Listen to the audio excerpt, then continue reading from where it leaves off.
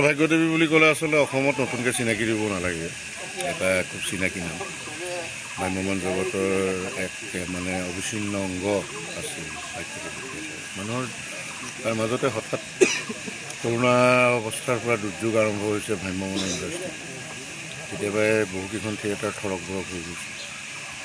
তাৰ মাজতে এখন ভাগ্যদেৱী আছে যদিও মই সেইবছৰ আহি পেলাই ভাগ্যদেৱী কিছু অসমবাসী ৰাইজৰ মাজলৈ উলিয়াই নিয়াৰ প্ৰয়াস চলিছে। কিন্তু হয় কি, থিয়েটাৰ ইণ্ডাষ্ট্ৰীটো অকল এজন প্ৰযোজকৰ ওপৰতে নিৰ্ভৰ কৰি নচলে, এটা গ্ৰুপৰ অনুষ্ঠান। ইয়াত আচলতে এটা ঘৰ যেনেকৈ কেইবাটাও খুঁটাৰ ওপৰত নিৰ্ভৰ কৰি থাকে। তাৰ পোষ্টবিলাক যদি 2-3টা ভাল থাকি বাকীখিনি বেয়া হয়, এটা সৰু জোকাৰণতে ঘৰটো বাগৰি যোৱাৰ চান্স থাকে। তো তেনেকুৱা কিছুমান দুৰ্যোগ তেওঁৰ জীৱনলৈ আহিছিল। আচলতে এইটো মই বেডলাক বুলিয়ে ক'ব লাগিব।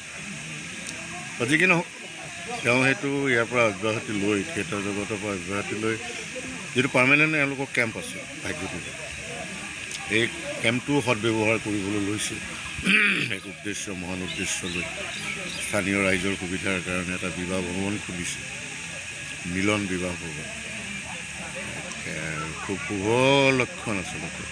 আৰু স্থানীয় ৰাইজৰো ইয়াত বহুতখিনি সকাহ পাব, কাৰণ আজিকালি জনসংখ্যা ইমানেই বাঢ়িছে, মানুহৰ ঘৰৰ চোতাল বুলিবলৈ নোহোৱাই হৈছে। গতিকে কিবা এটা মাংগলিক অনুষ্ঠান পাতিবৰ কাৰণে আমি বিবাহ ভৱনৰ কাষ চাপিবই লগা হয়। আজি ওচৰতে এটা তেনেকুৱা ধৰণৰ মানে মাংগলিক কৰ্ম কৰাৰ কাৰণে যি এটা সুবিধা কৰি দিছে, এই ক্ষেত্ৰত সুবোধ মজুমদাৰক মই এটা কথাই ক'ম, তেখেতে এটা খুব ভাল চিন্তা কৰিছে। আৰু এই মিলন বিবাহ ভৱনৰ জৰিয়তে তেখেতে নিজে ভাগ্যদেৱী কেম্পলৈ আহি দেউতাকৰ যিটো পুৰণি সপোন আছিল থিয়েটাৰখন অসমবাসীৰ মাজলৈ নিব নোৱাৰিলোঁ, থিয়েটাৰ কেম্পটো তেওঁ ব্যৱহাৰ কৰি ৰাখিব। কিন্তু মানসিক শান্তিও মানুহক বহুত দৰকাৰ। গতিকে সেই শান্তিখিনিৰ লগতে আনুষ্ঠানিকভাৱে ওচৰৰ মানুহখিনি যি সুবিধা কৰি দিছে তাৰ কাৰণে তেখেত প্ৰশংসনীয়। আৰু মিলন বিবাহ ভৱনটো মানুহৰ মাজত এক সুনাম কঢ়িয়াই আনক, ভাল হওক, সকলোৰে সুবিধা কৰি দিয়াৰ বাবে মই এইখিনিতে সুবোধ মজুমদাৰক বিশেষ ধন্যবাদ দিছোঁ। আৰু মিলন বিবাহ ভৱনটো দীৰ্ঘায়ু কামনা। আচলতে কিবাটো কৰিবই লাগিব। মোৰ থিয়েটাৰ আছিলে সকলোৱে জানে ভাগ্যদেৱী, আৰু এইটো এইবছৰ বন্ধ, সাময়িকভাৱে বন্ধ কৰিছোঁ। এইটোও ঠিক দেই, বন্ধ কৰিছোঁ। কিন্তু মোৰ ইয়াত এটা বহুত দিনীয়া, আজি 5-6 বছৰমান আগৰ পৰা এটা চিন্তা চলি আছিলে যে ইয়াত এটা বিবাহ ভৱন চলাব, এনেকুৱা কৰি এটা মানে মনটোৱে কৈ আছিলে তাৰমানে বিবাহ ভৱন। আৰু আমাৰ এই হেৰিত মোটামুটি নলবাৰীৰ পৰা আমাৰ বিজুলী ঘাটলৈকে এইখিনিত আছে 2টা বিবাহ ভৱন, নথকা নহয়। মানে আচলতে হেৰি নহয় আৰু পৰ্যাপ্ত নহয় আৰু তাৰমানে তেনেকুৱা সা সুবিধা কি আছে কি নাই নাজানো বাৰু। আৰু ইয়াত মানে মোৰ সেই উদ্দেশ্যটো লৈ পেলাই ইয়াতে বিবাহ ভৱন আৰু জেগাটো যথেষ্টখিনি জেগা আছে, আৰু সেইকাৰণে আহল বহল ঠাই, গাড়ী পাৰ্কিঙৰ অসুবিধা নহয়। মই অন্ততঃ 30-40খন গাড়ী পাৰ্কিং কৰিব পাৰিব ইয়াতে মোৰ নিজৰ জেগাত। আৰু আজিকালি সেইটো যাৰ বিয়া হয় সেইটো আটাইতকৈ ডাঙৰ কথা হৈ পৰিছে এতিয়া গাড়ী পাৰ্কিংটো। আৰু মোৰ জেগাটো স্পেচিয়াছ আৰু তাৰমানে, আৰু সেইকাৰণে ইয়াতে মই সেই উদ্দেশ্য লৈ পেলাই আৰু বিবাহ ভৱনটো ষ্টাৰ্ট কৰিছোঁ। আৰু ষ্টাৰ্ট কৰিয়ে যেতিয়া খুটা পুতি মানে কাম কৰোঁ, তাৰপিছতে মোৰ মনটো ভাল লাগিল কি আচলতে মই এতিয়া অক্টোবৰৰ পৰাই মই কৰিম বুলি ভাবিছিলোঁ আৰু ষ্টাৰ্টটো, কিন্তু বৰ খৰতকীয়া কৰি কাম কৰিব লগা হৈছে। মানে মই ইতিমধ্যে মই বিয়া তাৰমানে পালোঁ, এই মাহতে 2খন বিয়া পালোঁ মানে তেনেকুৱা কৰি। গতিকে মই পোৱাৰ পিছত মই কামখিনি কৰিবই লাগিব। সেইকাৰণে দৌৰি কৰি কামখিনি উলিয়াই পেলাই তাৰমানে আজি মানে আৰু মুকলি কৰি পেলাই পৰহি আছেই বিয়া আছেই পৰহি।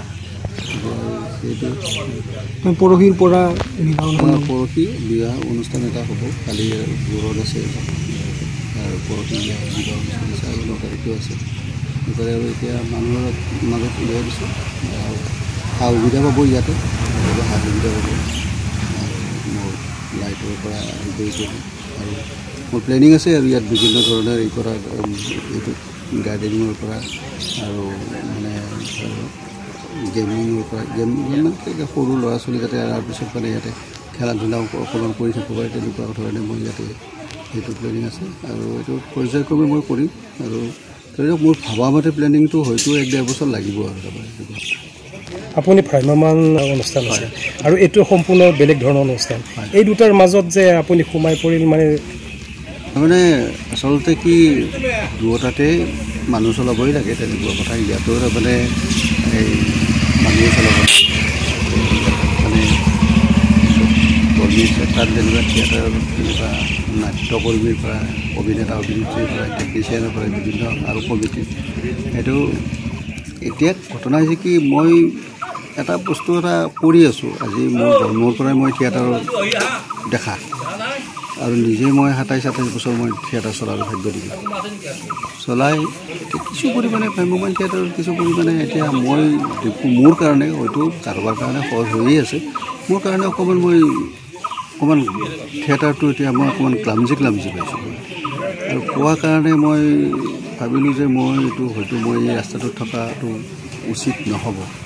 গতিকে মই এই কৰোঁ আৰু এটা স্থায়ীভাৱে এটা তাৰমানে ক'ত দৌৰা ফুৰা নকৰা কৰি পিনে এটা স্থায়ীভাৱে এটা থাকি পিনে এটা এই কৰোঁ যাতে মানুহৰ লগতে সম্পৰ্কটো মই ৰাখিব পাৰোঁ আৰু মানে এনেকুৱা দোকান এখন দিলেও মানুহ এটাৰ লগত সম্পৰ্ক ৰাখিব কিন্তু এইটোত অকণমান আৰু এটা ইয়াত আমেজটো অকণমান বেলেগ যেন লাগে অকণমান এইটোত মানে এই বিবাহ ভৱনটোৰ ক্ষেত্ৰত মানে আজি ধৰি লওক ইয়াতে ভাল ধৰণে অনুষ্ঠানটো এটা হৈ গ'লে দৰা কইনা ইয়াত যদি ইয়াৰ পৰা বিয়া হৈ যায় পেলাই সুখৰ সংসাৰ হৈ মোৰো এটা ভাল লাগিব তেনেকুৱা কথা আৰু সেইকাৰণে থিয়েটাৰটো আৰু এতিয়া মানে সাময়িকভাৱে মানে এক মই মূৰৰ পৰা উলিয়াই দিছোঁ ঘৰত আনন্দ আৰু সম্পৰ্কৰ চমক বজাই ৰাখিবলৈ জৰুৰী হৈছে সকলো আনন্দময় মুহূৰ্তত মৰমৰ উপহাৰ দিয়াটো সেইবাবে মধুশ্ৰী জুৱেলাৰ্ছে আনিছে সকলো ৰঙীন ক্ষণৰ বাবে বিশেষ গহনা হীৰাৰে হওক সোণৰে হওক বা ৰূপৰে হওক শ্ৰেষ্ঠ ডিজাইনছ আৰু হলমাৰ্কযুক্ত গহনাই ৰাখে সম্পৰ্কক নিখুঁত তেনেহ'লে আজিয়ে আনক আনন্দ মধুশ্ৰী জুৱেলাৰ্ছৰ সৈতে যোগাযোগ কৰক 7028000341 নাইবা ভিজিট কৰক LNB ৰোড নলবাৰী অসম